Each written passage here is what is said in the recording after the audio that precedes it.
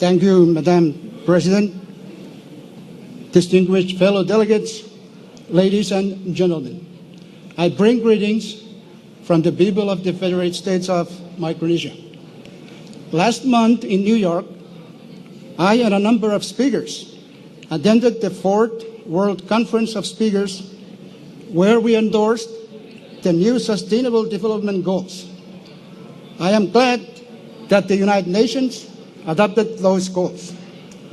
However, I know for sure that one group of people will not benefit directly from the SDGs in their own countries. This is because they are on the move, fleeing persecution, poverty, or conflicts, or simply looking for a better life for themselves and their families. They are the subject of this general debate. The picture of a drowned boy on a beach has dramatized their plight and shocked our conscience. They are the new dispossessed, and they are migrating out of desperation. You may be wondering why someone from Micronesia is speaking on the subject. This is because I want to emphasize that migration is now a global phenomenon, not just involving Europe or developed countries on the American continent. We in the FSM have this past year played host to more than 100 refugees, asylum seekers, suspected human traffickers, and other unplanned visitors. Most of these people were on their way somewhere else, seeking hope and opportunity, but ended up on our shores, rescued by our maritime patrol. We are now caring for them, and it is a burden on our very small budget. This is to say that even though most people in the world have no idea where we are, we small island countries in the Pacific are not immune to this problem. This problem must be solved, and must be solved at its sources. I hope that those who can will do so in order to resolve the crises that are forcing these victims of circumstances to seek freedom and livelihood elsewhere.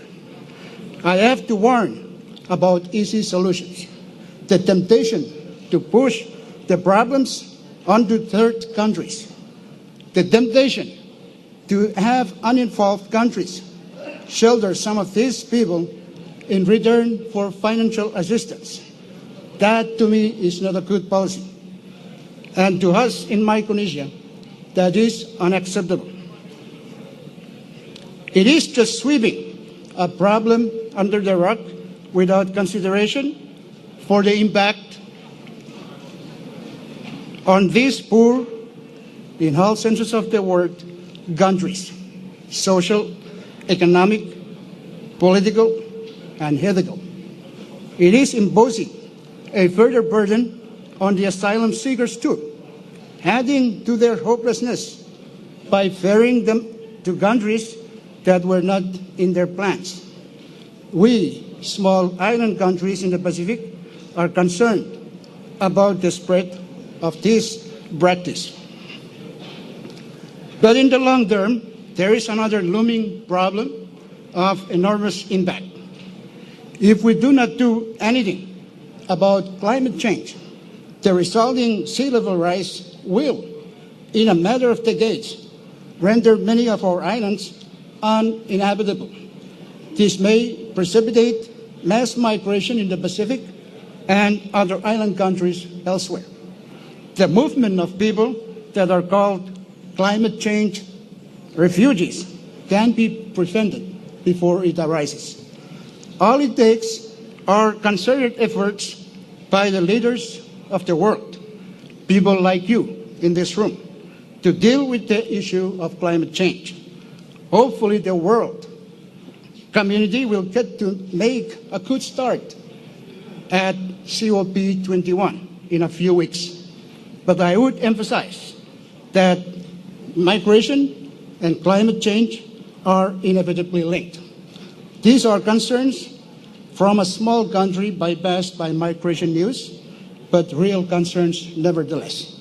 Therefore, I hope this August Assembly will consider those concerns. That ends my written statement, but since I still have some time, I would like to also make a few remarks. On behalf of my delegation and the Congress of the Federated States of Micronesia, I would like to join everybody in welcoming Fiji, our friend, our neighbor in the Pacific, to the IPU.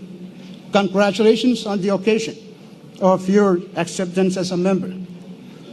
Although maybe on a smaller scale, we in the Congress of the Federated States of Micronesia also believe in action.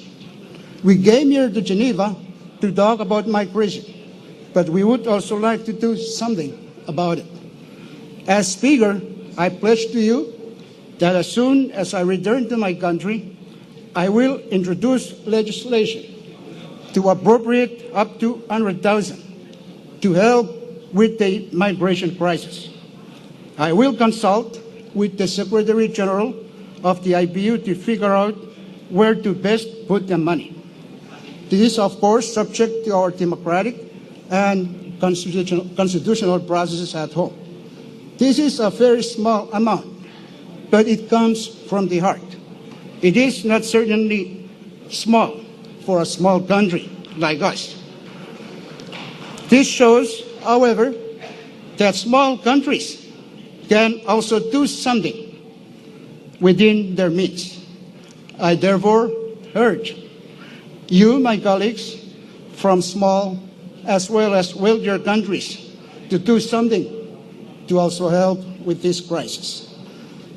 After all, we are all controllers of the purse. So thank you very much for your attention.